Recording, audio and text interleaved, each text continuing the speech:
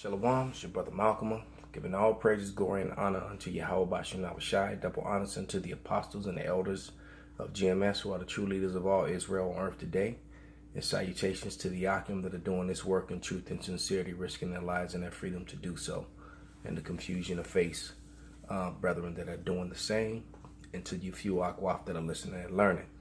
I'm going to complete a very critical lesson.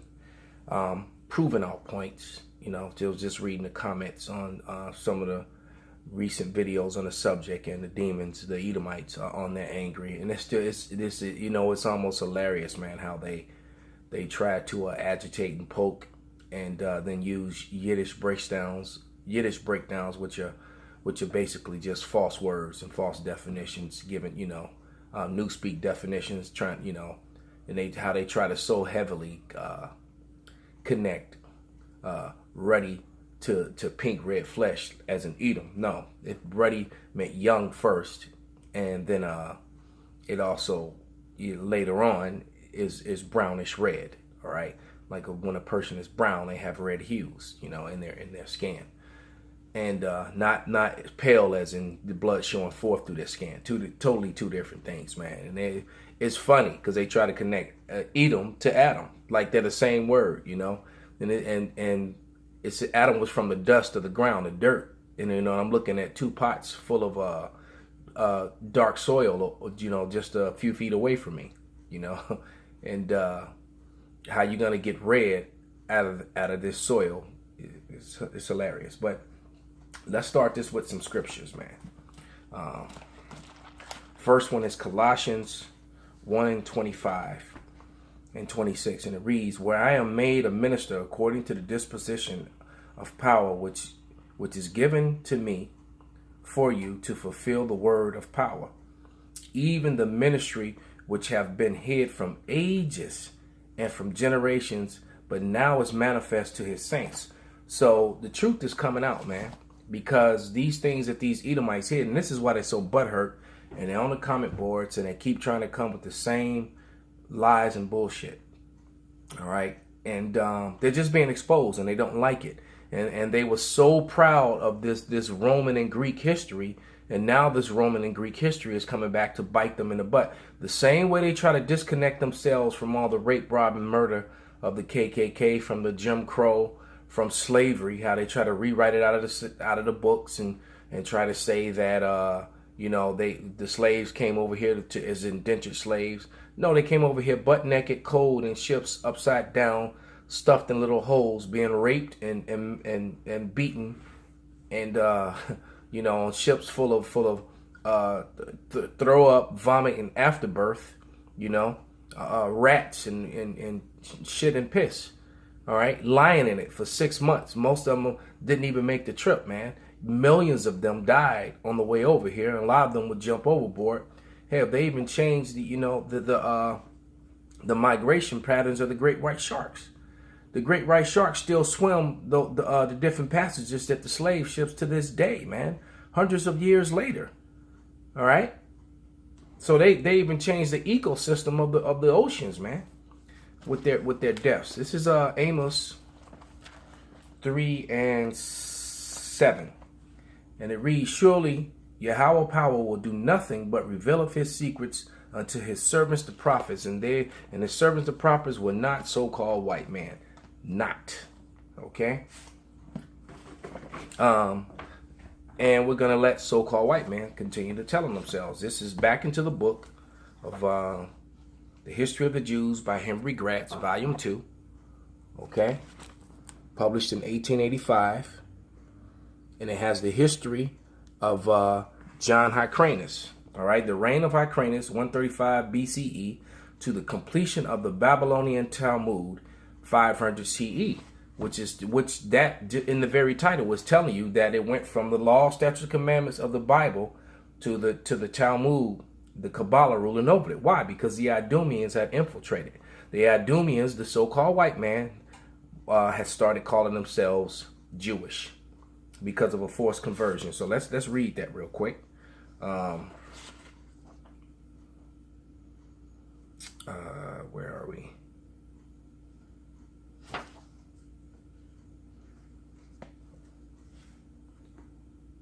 Just trying to find it real quick so I go straight to it. Oh, here it is. It's actually in the part, right here. What they call this part, I forget. It's like a breakdown of what's in the chapter. But it says, the crowning point of the period, war with Antiochus Sidites, siege of Jerusalem, treaty and peace, the Parthian war of John Hyrcanus, which we're going to read about that in the Apocrypha. The campaigns of Hyrcanus against the Samaritans and Idumeans. The Idumeans forced to embrace Judaism. And that was basically what puts the nail in the kingdom of the nail in the coffin of the kingdom of Judah, because eventually that became the bane of their existence, man. All right, so now we read that. This is the book of Maccabees, chapter 5 and verse 65. And after went Judas forth with his brethren and fought against the children of Esau. All right. In the land toward the south, where they smote Hebron and the towns thereof, and pulled down the fortresses of it and burned it. All right, now because the Romans had heard of this and were liking it, because the Romans were a warlike people. So were the Grecians. Why? They were the same people. And now Rome had risen up out of Greece, and the hostilities were beginning, and the Grecians were at war with one another, man. Okay. Why? Because they were living according to their blessing of Esau, which was by the sword. And that sword, and Esau had no problem going to war with his own people either. All right? If you had something that they wanted, they were coming to take it, man. They lived by the sword. All right? The sword meant that you were taking things by violence. Okay? It's like it says in Wisdom of Solomon, let their strength be their justice. It's not about what's right or wrong. It's that I have more guns, bigger swords, and more men, more supplies than you do. Okay. First Maccabees chapter 6, verse 2. And there was a very rich temple wherein were coverings of gold and breastplates, the shields of which Alexander, son of Philip of Macedonian, the king, had reigned first among the Grecians, had left there. All right. So when Alexander, the Macedonian, which you go back to the first chapter, which was a different race of people, when he came in with the Edomites, the so-called white men, and took over the brown-skinned Etruscans, the real Greeks, and hijacked their culture and started calling themselves Greeks. Okay, and you could also read that history in the Josephus. The Josephus also gives you an account of that. See if I wrote down. Yeah, in the Josephus, it was called the Battle of Arbela. All right, or Gaugamela. All right, it's when all that took place, man, and those accounts can be found in the Josephus. Okay, but I have now let's go to Maccabees, and I have two printouts here. One is from BibleStudyTools.com encyclopedia about Tryphon, which we're going to read about him. Copyright statement. These files are public domain. Bibliography information. James MADD, General Editor. Entry Tryphon, International Standard Bible, 1915. All right, and I'll let you read that info. You can freeze frame it, screenshot it, and as you see, it's from International Standard Bible Online, and so I'm going to read through this and then go to the Maccabees and read the scriptures that they prescribed and break it down to what's going on. Okay, so it says the surname Diotis. Actually, first, you know what? Jumped ahead of myself. Let me go back into this book and read a little bit more from this book first before I read that Salakia. I'm just going to read a couple different inserts of something that was going on. It said, this is page 4 in the history of the Jews. No great injury had been inflicted upon the state, and even the traces of the disaster that had been left were soon obliterated. For Hyrcanus now sent an embassy to Rome consisting of 3 delegates, Simon the son of Dastius, Apollonius the son of Alexander, and Diodorus the son of Jason, to entreat the Senate to renew with Jewish commonwealth and the friendly treaties which Rome lavishly accorded to the smallest nations.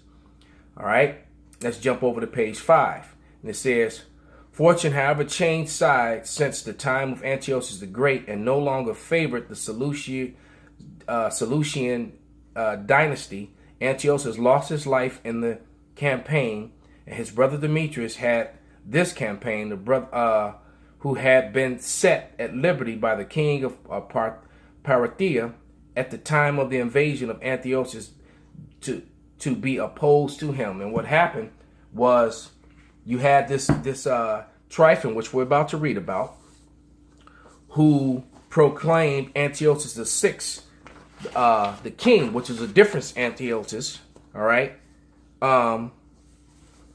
When Alexander, and because we just read about Alexander, and not Alexander the Greek, but Alexander Balus, who was Tryphon. And when Alexander Bias died, let me just read it. This is up from the JewishEncyclopedia.com. Okay, JewishEncyclopedia.com. All right, let me just read that, and then I'm gonna go to the Apocrypha and break it all down. It says the king of Assyria, son of Alexander Bias, died in 142 BC. Like his predecessor, Antiochus VI was king only in name, because this Tryphon, this military leader, named him the king. Just named this Antiochus the sixth, the king, who wasn't in the royal line. It just was his name. All right, and that's what makes it so confusing when you read it in the Apocrypha, because you read Antiochus and you're thinking that it's from the Seleucus line, and this Antiochus wasn't, and I'm going to prove that. All right, and it says he was proclaimed king while still a minor in 146 BC as Diades, called Tryphon, former general of Alexander Balus. The Jews at first sided with Demetrius II, Nicanor, the rival for the throne, but the view of the vacillation, which vacillate means to be slave or make someone your servant, and the treacherous character of Demetrius, they held it advisable to give their allegiance to Antiochus. So the Jews didn't want to be, the Maccabees didn't want to be in a vacillation position. They didn't want to feel that way. All right. So they decided not to go with this guy and went with the other guy. It says, like his father, Antiochus VI was well disposed toward the Jews. He not only confirmed the Hasmonean Jonathan in possession of all that Demetrius had granted him, but he also appointed his brother Simon as military commander over the district reaching the Egyptian frontier. Antiochus' confidence in these brothers was not in vain. Jonathan defeated Demetrius' military commander in the plain of Hazor, while Simon captured the fortress of Beth-zur, which was declared for Demetrius. These and similar enterprises of Hasmonean were undertaken as much as is in interest of the Jews themselves as a king. For Demetrius was foe for both. See, there was a three-way battle going on. All right, the Edomites were warring with themselves, and then the Hasmoneans were warring with Demetrius. And Demetrius was going to war with this Tryphon dude. This Tryphon dude rose up out of Syria, man. And we're going to read this in the Apocrypha. Okay? And you know, you can kind of equate that to the way America and Russia are going at it today. Both being Edomites, but you got two different factions that are raising up to fight for world dominance, man. It's no different from back then. All right? The growth of the Jewish military power, however, seemed to alarm Tryphon, Antiochus' guardian. All right? And which Antiochus? The sixth, the one he appointed king. All right? Moreover, that Tryphon was just the mediating the removal of his ward and seizure of his throne. He feared, however, that Jonathan would oppose him in his plot on both moral and political grounds. He therefore gained possession. Well, that's the only part I had, but that was enough because it's going to lead us right into the Apocrypha. All right, so let's go to the Apocrypha. Good, I'm right in place now. I'm going to read a little bit of the one that I showed you before. It said, the sure name of Deodatus, the usurper of the Syrian throne. He was a native of Abyssinia and had been in service of Alexander Balus. On the death of Balus, Tryphon taken, and that was in 145 BC, Tryphon taking advantage of the complaints of the discontent among the troops of Demetrius the second, Nicator set up the younger son Ballas Antiochus the sixth as a claimant to the throne against Demetrius. First Maccabees 11:39. Let's read it. See how this Jewish encyclopedia matches, this secular history matches up with biblical history. This is First Maccabees 11:39. Moreover, there was one Tryphon that had been Alexander's part afore, who seeing that all the host murmured against Demetrius, went to Samalcu the Arabian and brought Antiochus, the young son of Alexander Ballas. So this Alexander Ballas and his son Antiochus were not in that Seleucus line. His son just happened to be named Antiochus. This is also mentioned in the book of Maccabees, is why I was so confusing in the beginning, and I had to do research, deep research, to figure that, to find that out. Okay. It says the Jews under Jonathan came to the assistance of Demetrius in his difficulties against his revolting subjects. But Demetrius, when confirmed on his throne, soon made it apparent that he did not intend to fulfill his promise to his Jewish allies. In the scripture clearly says in Sirach 9:12, trust not thy enemy. See, they should have never made any allegiances with any of these Edomites. They should have let them Edomites war with each other and then attack them both when they're wicked, but prophecy had, when they were weak, but prophecy had to be fulfilled. This is Ecclesiastes 12 and 12. It says, set him not by thee, lest when he have overthrown thee, he stand up in thy place. Neither let him sit at thy right hand, lest he seek to take thy seat.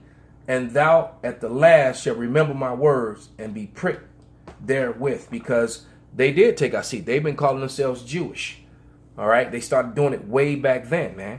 And that was the problems between the Israelites and these Jewish converts, because these Jewish converts, even according to this history, they were translating it from the law, statutes, and commandments to the Bible, to the Babylonian Talmud. The reign of Hyrcanus, 135 BC, to the completion of the Babylonian Talmud, 500 CE. All right. Back to the article. It says,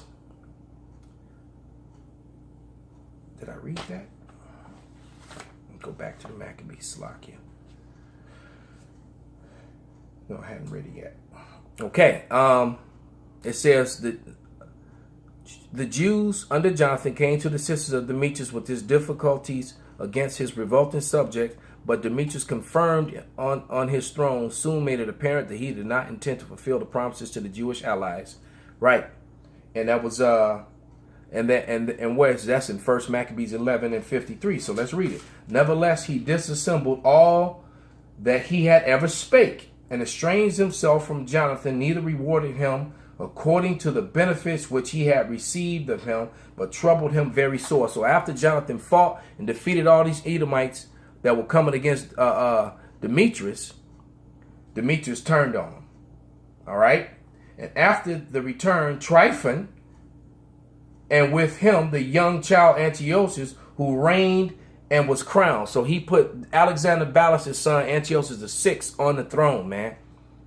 Okay, and then Demetrius was warned with Tryphon. So that was and that was coming out of Syria. So those Syrian kings, these Edomites had taken over Syria, and they were warned against one another, man. And Jake was right in the middle of that. All right. Let's continue. All right, and you Edomites are through, man. You're through. They said Jonathan inflicted a severe defeat of the forces of Demetrius. The successes of Jewish leaders awakened the jealousy and suspicion of Tryphon, who determined to thwart the further plans of Jonathan to remove him as an obstacle in the way of securing the crown for himself. By an act of shrewd treachery, Tryphon captured Jonathan and Ptolemus and butchered all his followers. And that's in First Maccabees 12:48. So let's read it. This is First Maccabees 12:48. All right. Actually, I'm going to read 42 first and then jump down to 48. Now, when Tryphon saw that Jonathan came with the sore great force, he durst not stretch his hand out against him, but received him honorably and commended him to all his friends and gave him gifts and commended him as men of war to be obedient unto him as to himself. Jumping down to 48. Now, as soon as Jonathan entered to Ptolemais, they of Ptolemais shut the gates and took him, and all them that came with they slew with the sword. All right, and then sent Tryphon and host of footmen and horsemen in Galilee into the great plain to destroy all Jonathan's company. That's right here in the Holy Scriptures, man, right in the Apocrypha, and it's also written in this International Standard Bible Encyclopedia. And the entry was made in 1915 by this Dr. James. He was a general editor, and it was entered. The entry was made in 1915, and this was public domain, man. This also proves, and since this is an international Bible standard, it also proves that the Apocrypha was always a part of the Bible, and that they had studies tools set up to study it. Hence the reason why they decided to remove the Apocrypha, because it exposes who you red Edomites are, man. All right? Not ruddy, you red, pink, pale-fleshed Edomites. Okay? You're right. Let's see. Now undertook the conduct affairs and thwarted Tryphon in his attempts upon Jerusalem, whereupon he latter murdered Jonathan at Bascama in 1 Maccabees 13:1. So let's go to it. And here it is. Now when Simon had heard that Tryphon had gathered together a great host and invaded the land of Judea and destroyed it, all right, he saw the people was in a great trembling and fear, and went up to Jerusalem and gathered the people together, all right, because that's how Jonathan fell at the hands of Tryphon, man. All right, jumping to verse 14. And now when Tryphon knew that Simon was risen up instead of his brother Jonathan, and meant to join the battle with him, he sent messengers unto him, saying, all right, jumping down to verse 19. And he sent them the children and the 100 talents, howbeit Tryphon disassembled, neither would he let Jonathan go. All right. And after he came Tryphon to invade the land to destroy it, going around about by the way he leadeth to Adora, Simon and his hosts marched against him in every place wherever he went. And now that were in the tower sent messenger unto Tryphon to end that he should hasten his coming unto them in the wilderness and send victuals. All right. Wherefore Tryphon made ready all his horsemen and came that night, but there fell a great snow, by reason whereof he came not. So he departed and came not into the country of Galilee. All right. Now let's jump up to 31, which was in here, and it reads, well, you know what? Let me read because Jonathan fell. Let me read that. Then sent Simon and took the bones of Jonathan his brother and buried them in Modin, the city of his fathers, and all of Israel made great lamentation. So there was a lamentation for Jonathan, one of the greats of the Maccabees, because he had fell at the hands of this Tryphon asshole. All right, they set him up. Okay, jumping down to verse 31, which was prescribed in his history insert. Now Tryphon dealt deceitfully with the young King Antiochus and slew him. He turned around and killed King Antiochus VI, the same one he appointed that they have appointed to the throne, man. Why? Because his whole goal, this Tryphon was very, very cunning and very patient, like all these Edomites were. Because they'll be your ally for years and turn on you when you're not expecting it, man. Why? Because their word is rust, man. The rust, you can't wipe that rust away, man. It said, trust not your enemy. Said, I'm not near you, man. They turned around and killed this. And this was the hardest part to figure out, because I'm thinking this was the Antiochus of the Seleucids line, and I'm searching for that history, and it wasn't there, because it was this other Antiochus from this line of Alexander Bias who the Seleucids were fighting. Okay, and it's all right here in the Apocrypha, man. Okay.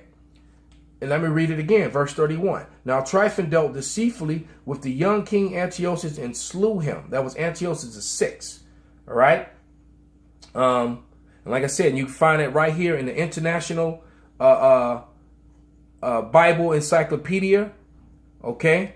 The insert was actually in 1901 by Dr. Smith. And this James guy right here was the general editor in 1915. All right, so it's actually, the insert was actually made in 1901. This history out of this International Standard Bible Encyclopedia. Okay, and which is public domain, man. All right, he said these files are public domain, bibliography information. So I imagine Esau probably going to go and delete this the same way he did the stuff with Wikipedia, man. All right, and all these things are connecting the so-called white man, Esau, Edom, to the Roman and Greeks, man, because that's who they are.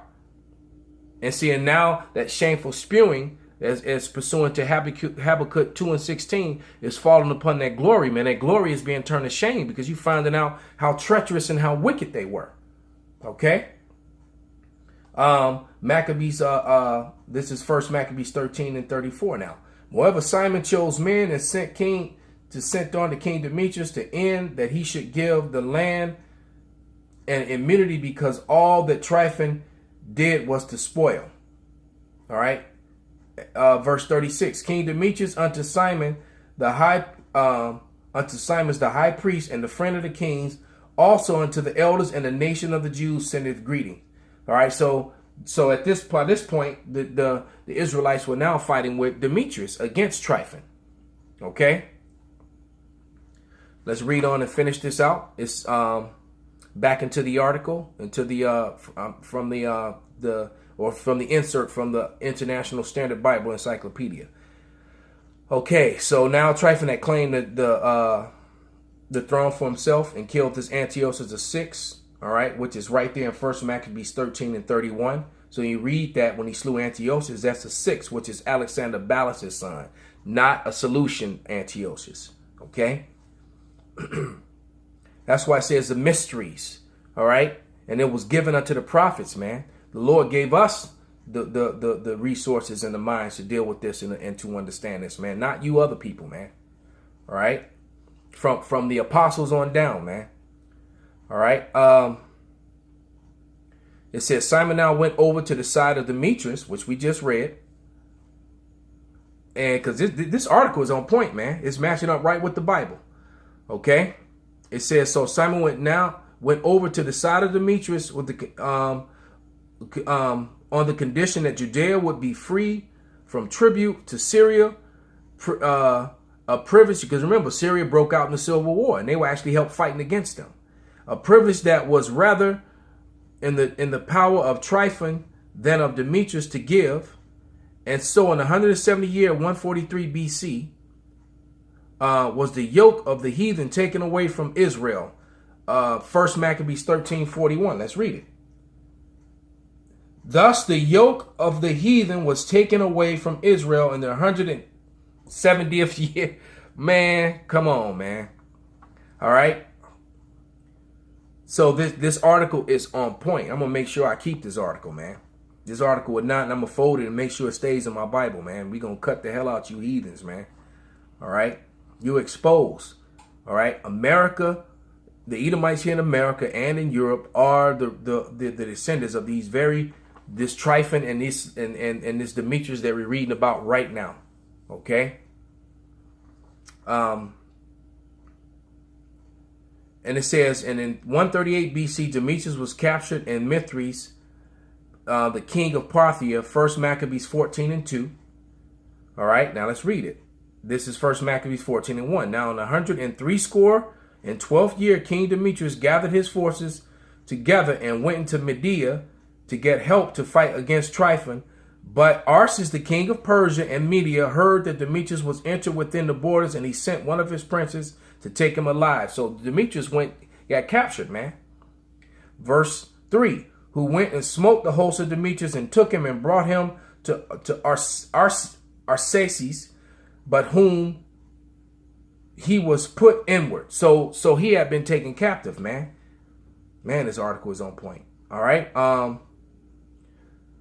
It says, his brother Antiochus the seventh, Sidonius, continued to struggle against Tryphon. So if you didn't know any better, you would think that this was the son of the sixth, but they're two different bloodlines. You have to remember that. That's where the confusion came in, and that's why it took me so long to put this information together until I finally realized that in First Maccabees 13 and 31, that Antiochus was from a different bloodline. He wasn't from the line of Antiochus that we would normally be talking about when we're bringing up the scriptures. Okay, he was from a different Edomite line outside of that solution line. And now that one key point makes all the difference in his history, man. All right? Because I couldn't figure that out. How was he killing the Antiochus if they were fighting with Antiochus? It made no sense. All right, but now it does. It says First Maccabees 14 and 3. Yeah, I read that one. It says, and continued to struggle against Tryphon with the aid of Simon, but later repugnant. Tryphon was obliged to flee before Sidonius, and this is in First Maccabees 15 and 11, where Antiochus refused to assist Simon. So these every time we would help Esau get into a position of power, they would turn on us. So let's read those two scriptures. First Maccabees 15 and 11, and we're about done here. We're about to wrap this up. And it reads, wherefore being pursued by the king Antiochus, he fled unto Duro, which lieth by the seaside. So there it is. All right. Tryphon was fleeing from Antiochus. All right. And 26, let's see. So he refused to as a matter of fact, let me just read, because this began the betrayal, because later on, Simon and his sons were killed in chapter 16. So let's go ahead and read from I'm going to read Maccabees 15 and 17 through the 25, and then we're done with this lesson, man. All right. This is First Maccabees 15 and 17. Now you've heard the story, what's brought us up to this point. Okay. It says, the Jews' ambassadors or friends and confederates came unto us to renew old friendships and league, being sent from Simon, the high priest, and from the people of the Jews. And they brought a shield of gold of 1,000 pounds. We thought it to be good, therefore, to write unto the kings and the countries that they should do them no harm, nor fight against them, their cities or countries, nor yet their enemies against them. It seems also good to us to receive the shield of them, if there would be any pestilent fellows that have fled from their country unto you, to deliver them unto Simon the high priest, that he may punish them according to their own law. So any traitors, any Israelites that went among our enemies, man, they were being sent back to us to be dealt with. All right, just like you scoffers who are of our own nation who come on the comment board, man. The death angels from on high are going to come get you, man. All right. The same things wrote he likewise also to Demetrius the king, and Attalus, and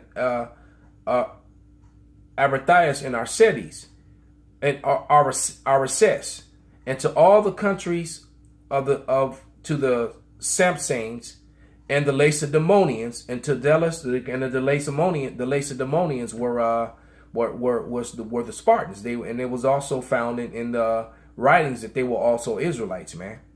Okay, as a matter of fact, that's in First Maccabees the 15th chapter, 16th through the 16th and the 19th through the 20th verse, man. All right. The Lacedaemonians are Israelites, man, who were the Spartans. And so Esau definitely went there. And another reason why they hide this history, man, because they made money and market off the story of the Spartans, and they make them just, Greeks and Edomite Greeks, which they weren't. They were Israelites. Okay. And to the Delos and Myndius and Syacon and Kara and Samus and Pamphylia and Lycia and Helicarnus and Rhodus and Philisius and Cos, the side of Aradus, and Gartina and Sindus and Cyprus and Cyrene. And so these letters were all sent out that any traitors Israelites were there had to be brought before Simon, man. And the copy hereof they wrote to Simon the high priest. So Antiochus the king camped against Dora the second day, assaulting continually to make it engines of war. Engine of war is like a battle ram, man. By which the means he shut Tryphon, that he could neither go in or out. So thus began the fall of Tryphon. And once Tryphon was moved out the way, when you go to verse 16, which I've already read, chapter 16, he then turned on Simon and he killed Simon and his sons, man. And that's in when you can read that in 1 Maccabees, the 16th chapter. I suggest you read the whole thing.